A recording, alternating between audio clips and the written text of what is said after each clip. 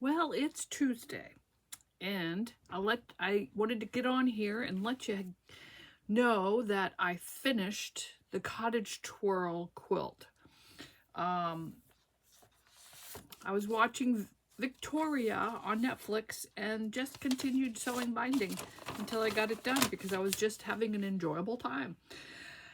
So the original size of this quilt, Miriam from Stitch Obsessed designed this quilt. Miriam Ronne, Ronne, and her YouTube channel is Stitch Obsessed. I highly recommend her. Anyway, in her pattern, she had a coloring page, and so this is what I had done in the coloring page. It was designed as a throw size, 66 by 78.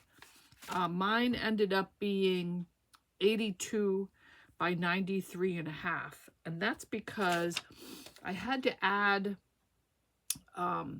because this was a flower, these were flowers then, and I wanted to add an extra row out here for the leaves.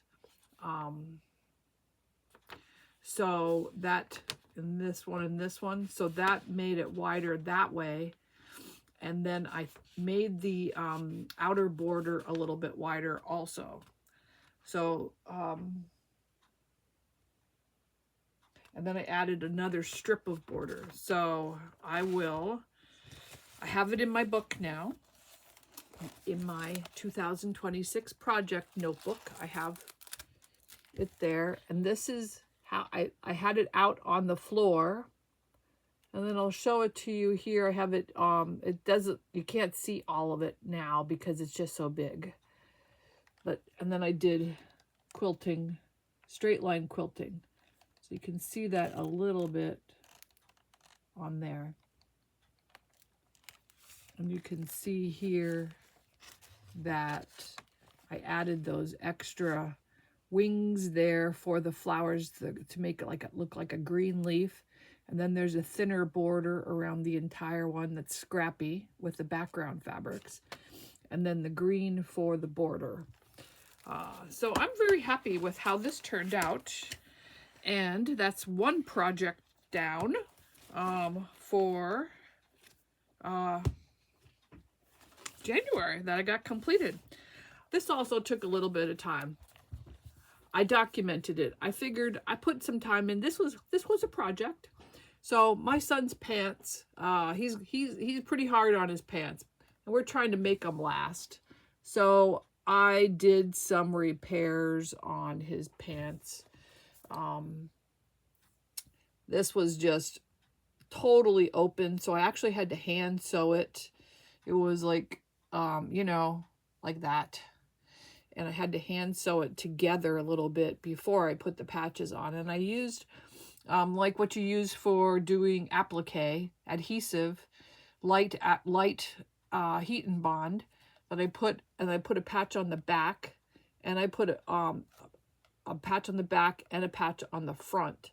And this is some old Carhartts that I have that I just used the leg fabric that was still good to patch that for them. This was previous in the crotch area. I did a patch on the inside, and then on the outside just did like darning stitch, so it's not as visible in that area. And then the top of his thigh, I had done that first with a patch on the outside, and then so you could see the darning in the inside there. So anyway, that was another big project that I did to make my son's pants last a little bit longer. So in place of the Cottage Twirl, I plan now, because I did over an hour of that this week.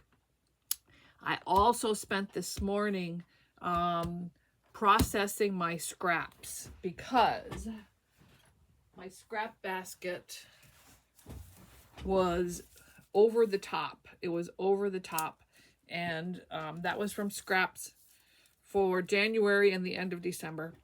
That is processed, and I got it so that I even processed The bins where I put the too small for crumbs is all processed in bags, and the crumbs are put in their little color bags, and that's all organized. So I can move on from that, and I am keeping this color page in with this in my project book. So I have this where I can put it's index sized, but I can tuck in extra notes that I want to put in my project book.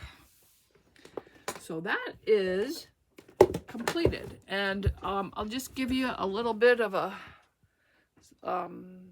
view here of how the Cottage Twirl looks. I'm very, very happy with it. I'm going to wash it with a lot of color catchers. And see how much it shrinks. I think I'll get quite a bit of shrinkage on that. Well, anyway, I wanted to share that with you. That's a finish for this week on another project that was carried over from 2025. So let me know what you're doing this week and how your plans are going for working on all your stuff. All right. See you later. Bye.